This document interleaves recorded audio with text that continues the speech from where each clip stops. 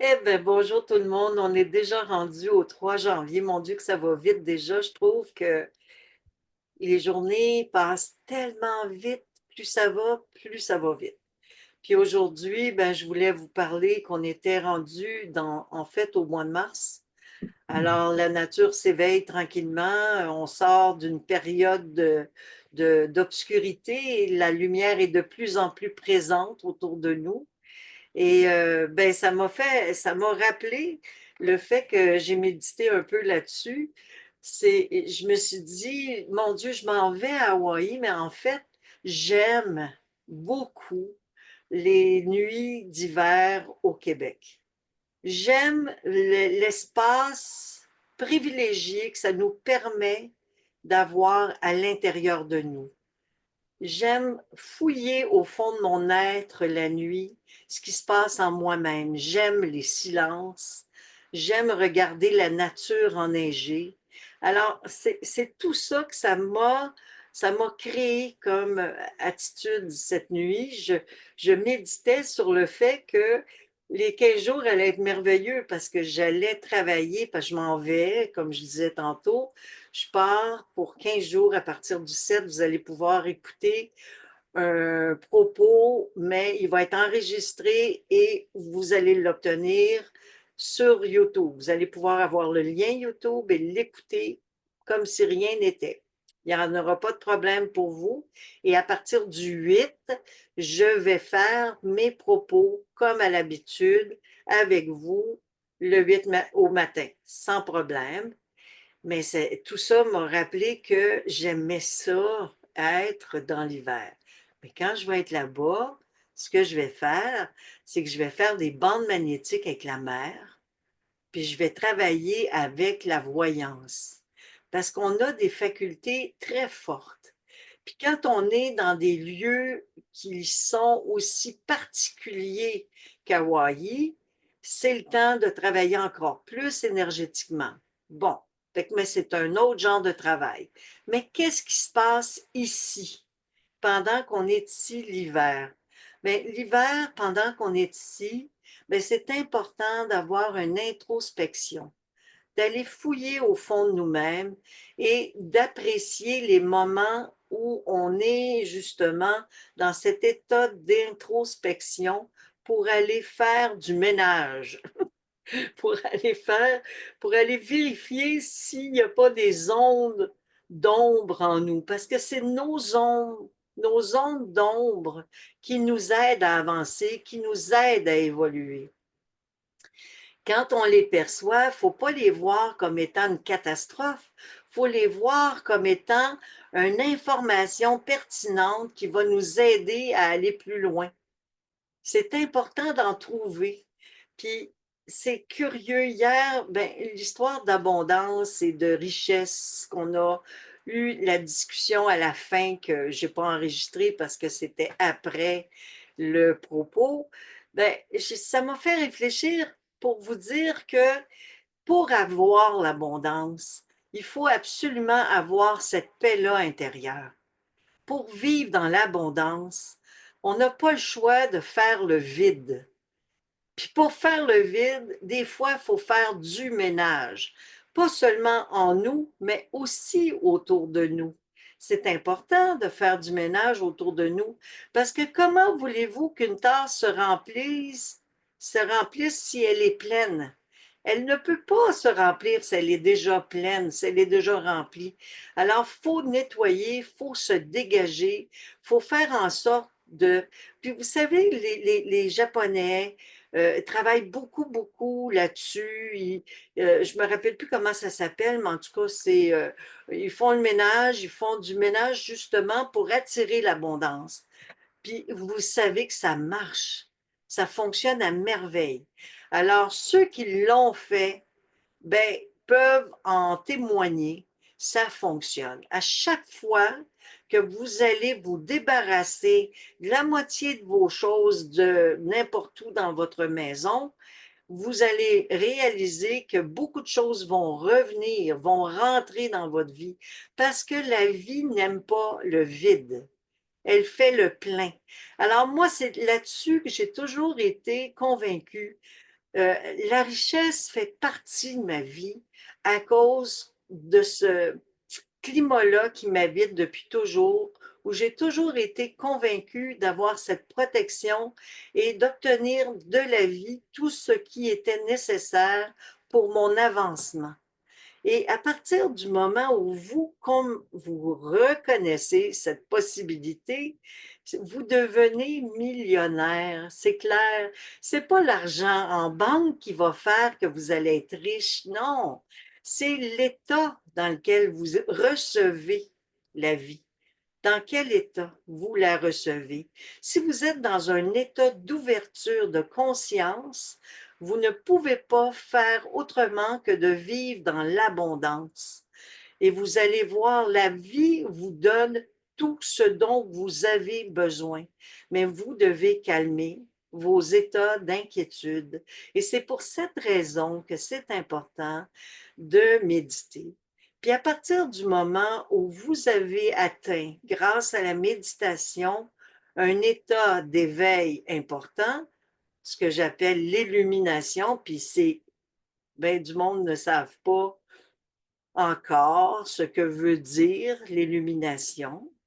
Beaucoup de gens ne comprennent pas encore que c'est une capacité qui habite tous les êtres humains et tous les règnes, tous les extraterrestres aussi de notre monde, parce que on est loin d'être seul dans l'univers. Hein?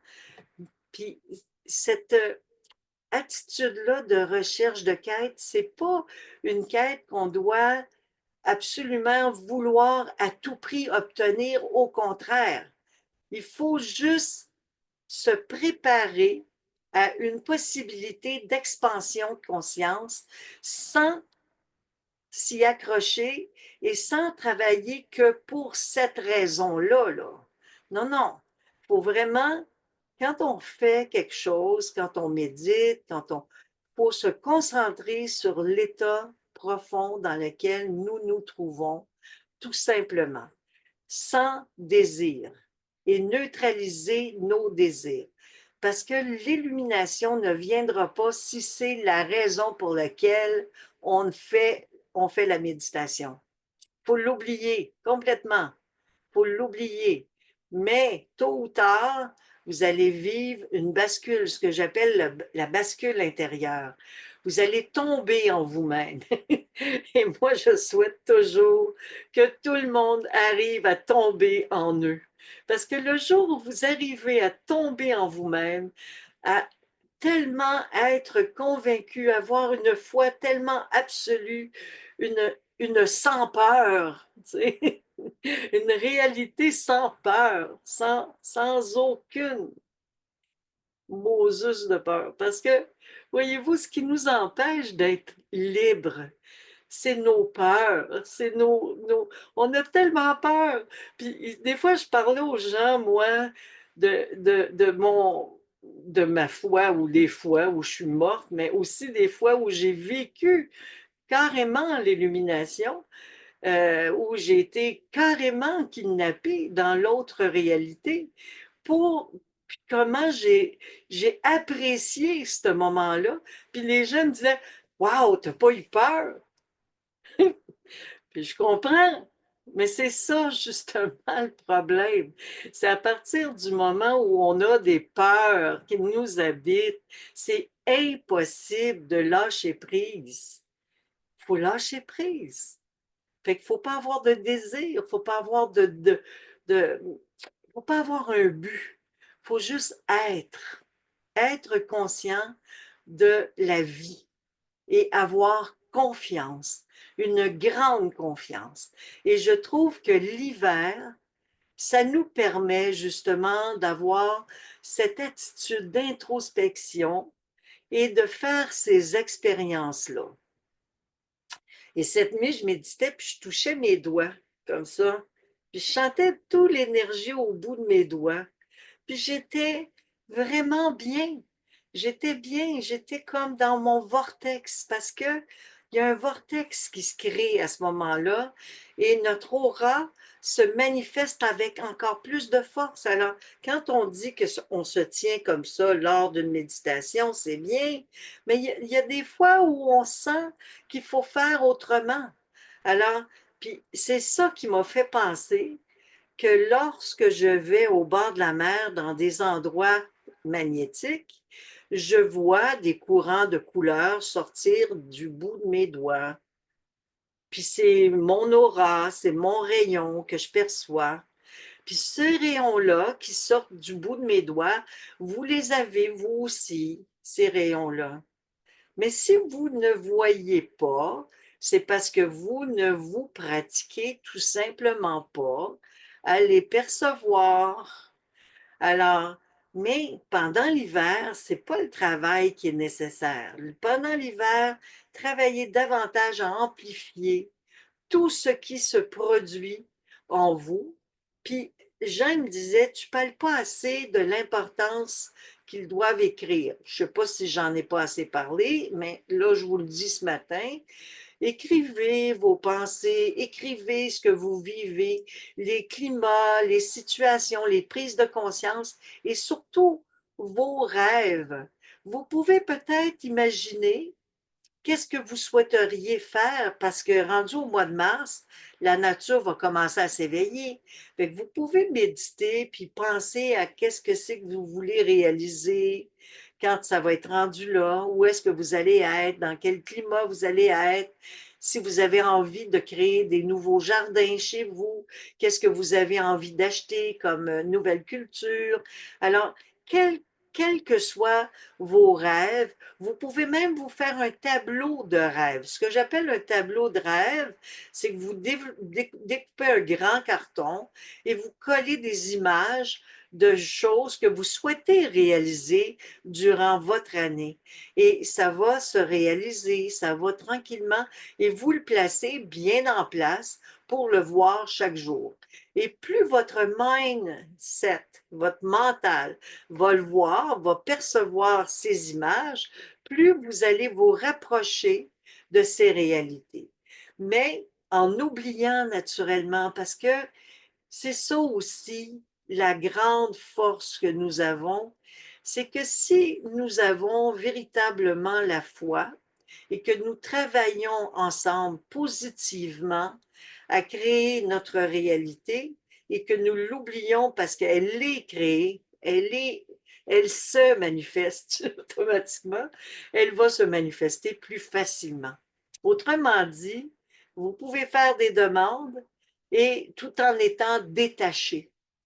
Et parce que, en fait, c'est le détachement qui va faire en sorte que ça va se manifester davantage et encore plus rapidement. C'est pour ça qu'à un moment donné, je dis souvent, moi, je suis le courant, mais je n'ai pas de désir. Je n'ai pas de désir comme tel. Par contre, oui, j'ai des désirs, j'en ai pareil, j'en ai certains, mais c'est comme quand Jean m'a dit, je t'amène à Hawaï cet hiver. Bon, j'ai dit OK, ça m'a pris 2, 3 jours avant de réaliser que peut-être ça me tentait, tu sais. Alors, parce que c'était comme ça passait pas, c'était comme OK, pourquoi pas, tu sais, parce que j'aime l'hiver. Alors, partout où je suis bien. Vous comprenez, on est bien. Et c'est là qu'il faut se rendre. Il faut se dire que où que nous soyons, le climat intérieur qui nous habite, c'est plus important que l'endroit où on se trouve tout le temps.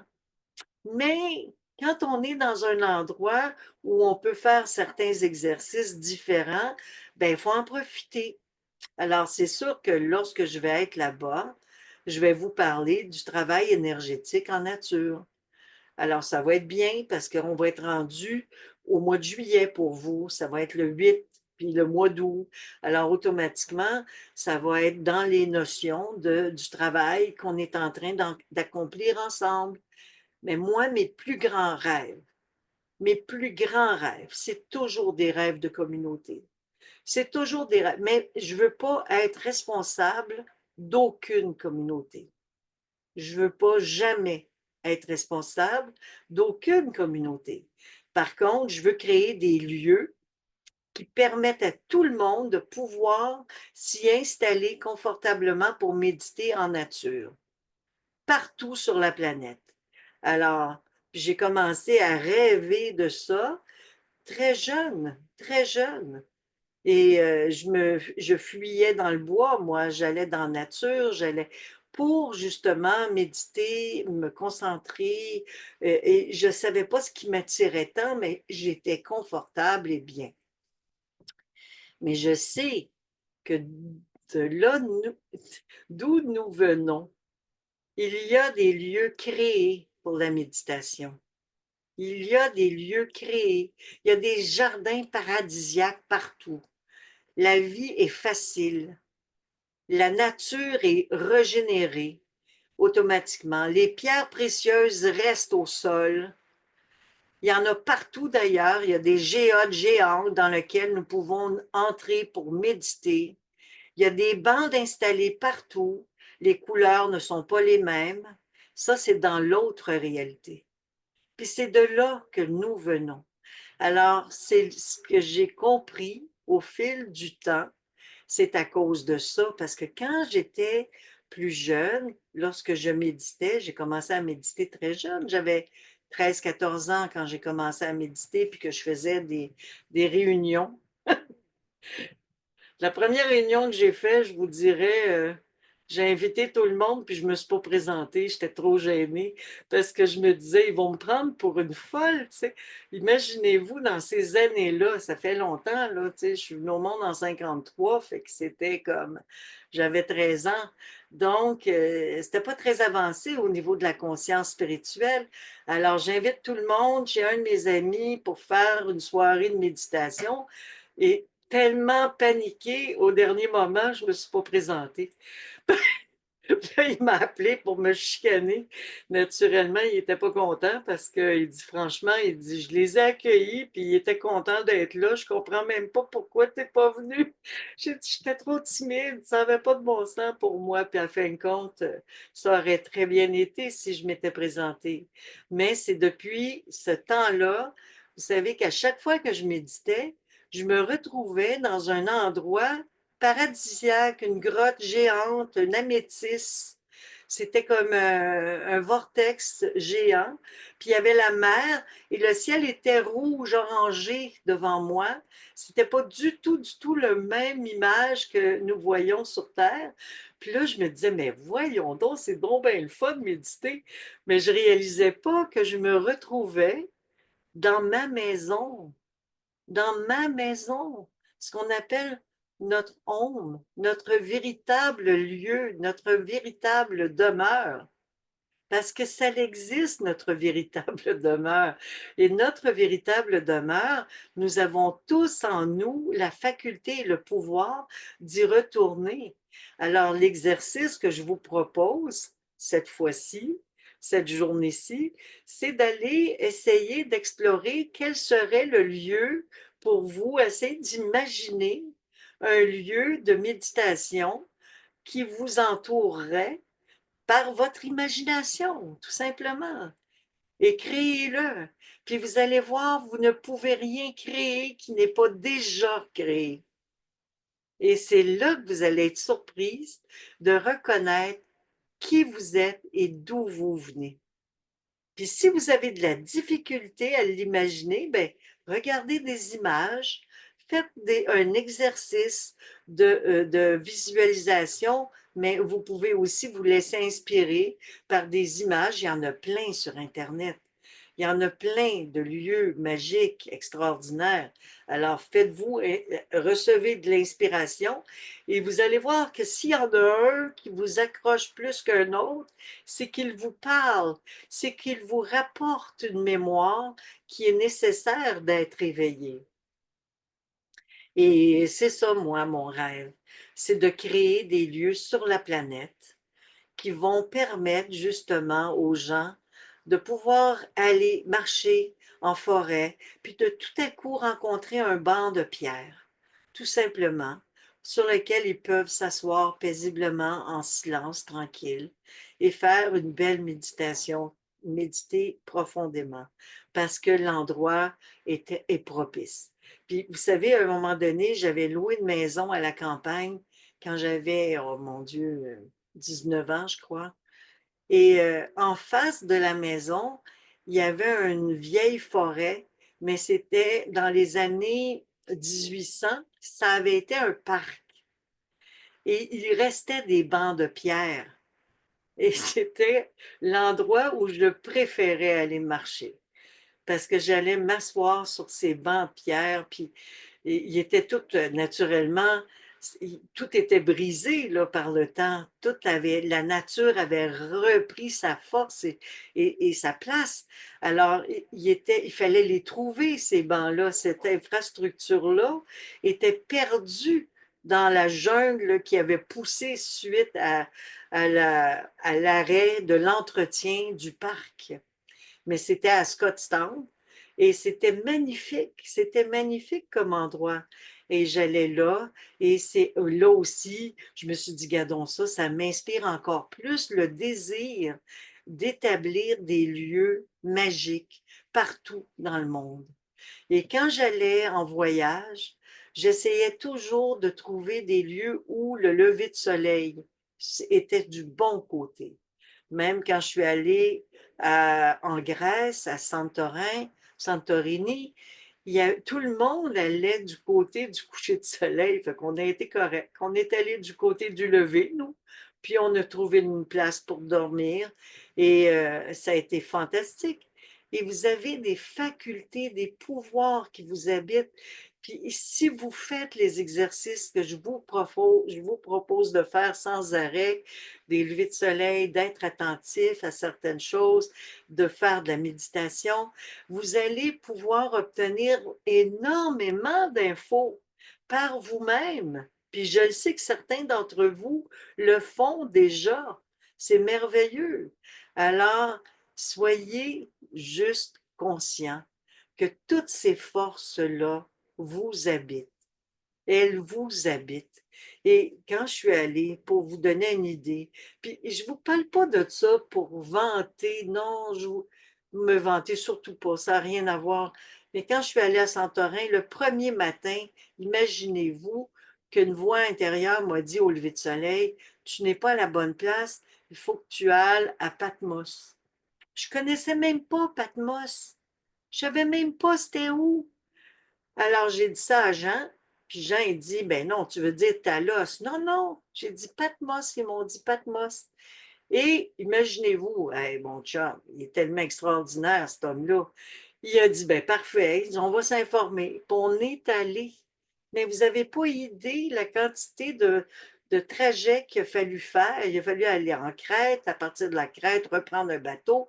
Mais tu sais, on a fait tout un, un trip, un voyage incroyable. Et quand on est arrivé à Patmos, on a réalisé que c'était là que Saint Jean avait reçu, il vivait dans une grotte à Patmos. Il avait fui justement euh, la légion romaine qui voulait le tuer pour se réfugier à Patmos dans une grotte où il avait reçu l'Apocalypse, l'évangile de Saint Jean en fait. Alors, vous vous rendez compte, il voulait que je recontacte toutes ces mémoires-là. Et chacun de mes voyages m'ont toujours apporté des informations subtiles de cet ordre-là pour que je vous les transmette. C'est pas pour moi que je reçois ça. Parce qu'à partir de ce moment-là, dans la grotte de Saint-Jean, j'ai commencé à méditer sur Anna de la vie à la vie, sur le livre que j'ai écrit. Et les premières lignes me sont venues dans cette grotte, dans cette grotte. Ils ont commencé le livre. L'inspiration m'est venue. Et c'est comme ça que j'ai écrit tout le livre d'un trait. Et j'ai tout changé d'un bout à l'autre, ce que j'étais en train d'écrire depuis 4 5 ans. Voilà. Puis c'est écrit en dedans de 3 mois, je crois. Ça a été très, très, très rapide. Alors, c'est pour vous donner une idée, lorsque le temps vient, lorsque le moment vient, tout se met en place. Et c'est pour cette raison-là que nous sommes riches. Nous devons toujours être prêts comme des réceptacles à recevoir ce qui nous est envoyé. Puis pour être prêt à recevoir ce qui nous est envoyé, c'est la pratique des exercices que je vous propose. La méditation, le lever de soleil, la marche en forêt, en nature, être positive, toujours essayer de trouver des solutions et non pas créer des conflits. Essayons toujours de marcher dans la droiture de notre existence, dans, comment on appelle ça, dans la résilience, mais aussi sans guerre, en fait, en pleine conscience. Puis plus vous allez choisir de vivre en pleine conscience dans votre instant présent, plus cet état va venir à vous. Puis peut-être qu'un jour, vous aurez la bascule, puis lorsque vous l'aurez, vous vous laisserez porter comme je l'ai fait. Et j'ai été amenée dans des mondes magiques de l'autre côté, et on m'a ramené ensuite, mais vous savez quoi? L'histoire, c'est bien particulier. C'est le début de ma relation avec Jean. Et Jean a pris mes épaules, puis c'est lui qui m'a ramené. Puis il savait exactement ce qui se passait, mais on n'était pas encore ensemble. Alors, vous savez, il dit, j'étais là, ça n'a pas de bon sens. Je disais, moi, l'autre côté, je dis, ça n'a pas de bon sens, il y a un paquet de monde en bas qui m'attendent parce que c'est un soir où j'enseignais la méditation. Fait que ça n'avait pas de bon sens. Je ne peux pas les laisser tranquilles tout seuls en bas. Puis il disait, non, non, non, regarde, laisse faire. Ils vont partir, ça va bien aller. On voulait. Puis ça, c'est avant que j'aille à la Patmos, mais c'est là que j'ai reçu que je devais écrire un livre.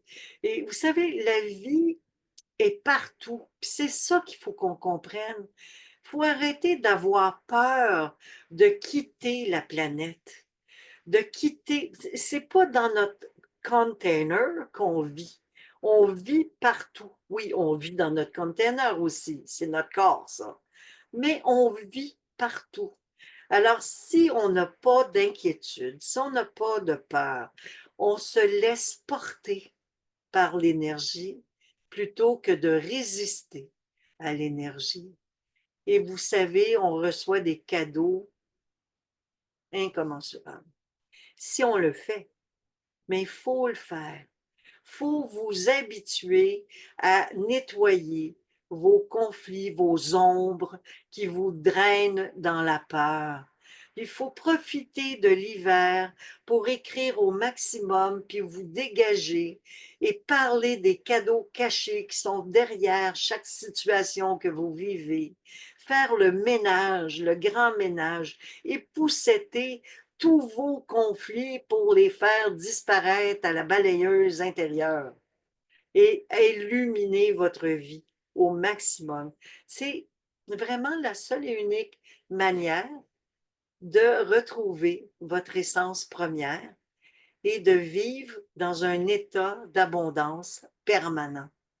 Permanent. Vous allez vivre de grandes richesses. Vous allez être en contact constamment. Puis faites-le. Vous allez en être ravi, vraiment. Vous allez vous sentir vraiment complètement dégagé, libéré de tout ce qui vous ont, tous ceux qui vous ont menti en fait involontairement parce que notre société répète, répète et répète des peurs, des conflits, des inquiétudes, mais c'est de ça qu'on doit se défaire. On doit s'en défaire. Elle nous a même enseigné que la médiumnité, c'était dangereux. Elle nous a même enseigné que la voyance, c'était pas possible. Elle nous a tout enseigné à l'envers, en fait.